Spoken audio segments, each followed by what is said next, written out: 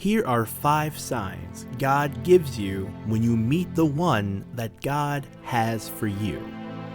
Number 1, you both will gladly change your relationships with other people from the opposite sex. I don't believe there's anything wrong with Christian men and women having good friends from the opposite sex. However, I do believe there is a big difference on how to proceed wisely compared to when you are single to when you are in a relationship. I don't think that a dating couple or a married couple needs to totally reject all their friends from the opposite sex. However, they must fully recognize how different things must be now that they are in a committed relationship with someone. A married person, for example, should not be spending one-on-one time with a friend from the opposite sex on a consistent basis or in a way that raises suspicion. For as Ephesians 5 verse 3 states, "But among you, there must not even be a hint of sexual immorality." If someone is not willing to change their relationships with the opposite sex when you are dating them, this means they are probably not the person God wants you to marry. Number 2, your connection with this person will grow stronger and stronger rather than weaker and weaker. Infatuation starts strong and grows weaker over time. When you meet the person God wants you to marry, you will have the type of relationship that will become deeper as time goes on. It really doesn't matter how your relationship starts. Some people have instant and strong chemistry with the person they end up marrying. Other people had no attraction at first, but through friendship, they started to have a stronger and stronger feeling for each other.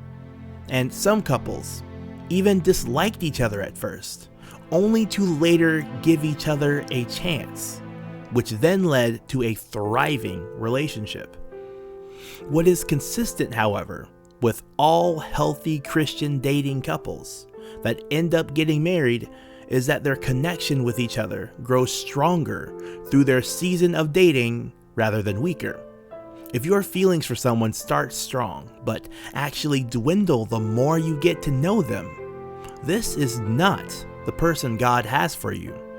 And just to clarify, I don't mean you will have greater and greater butterflies in your stomach or puppy love.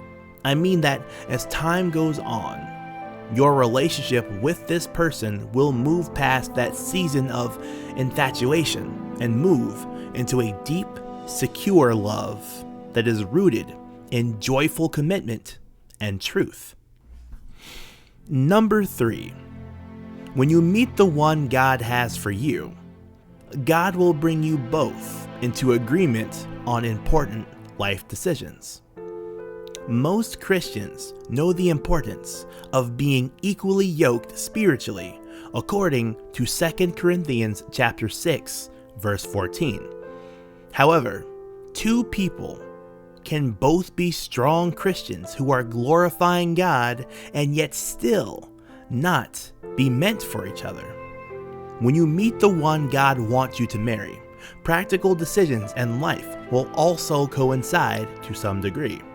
Yes, every couple needs to compromise, but if you want completely different things in life, and neither of you are willing to budge, this probably means you are not meant to be together.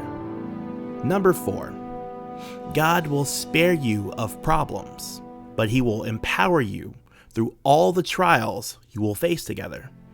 When God brings the person He wants you to marry into your life, this will not mean that your relationship will be perfect. Just because you go through storms together does not mean that Jesus is not with you. For as Mark 4, verses 37 through 38 tell us about the disciples who were caught in a storm.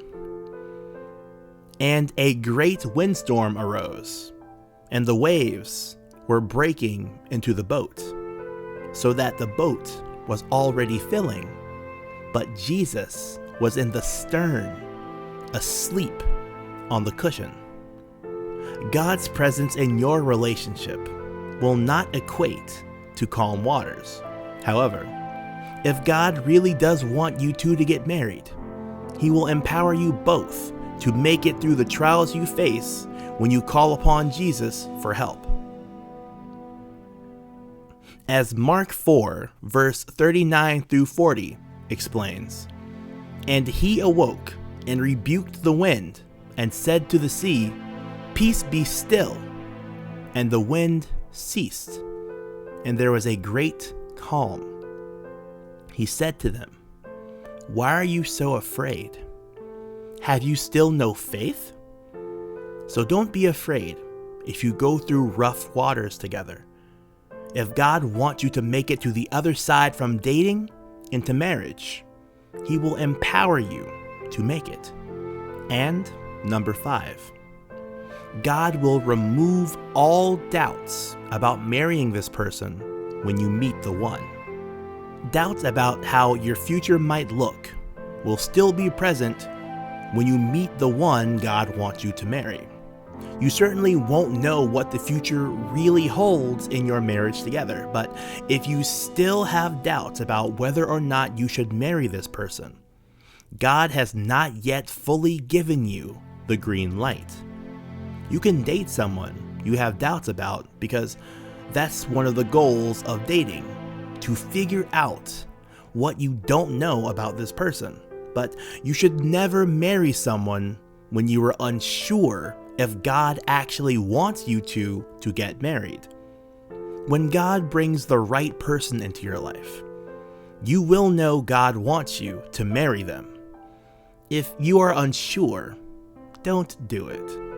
As Romans 14 verse 23 states, "But whoever has doubts is condemned if he eats, because the eating is not from faith. For whatever does not proceed from faith is sin." When you meet the one God has for you, you will know you are not just forcing this relationship to happen because you want it so bad. You will be confident that God is truly the one behind this union. Thank you for watching 5 Signs God Gives You When You Meet the One. Make sure to like this video and subscribe to this channel so you will be the first to hear our new daily messages. See you next time, and may God bless you.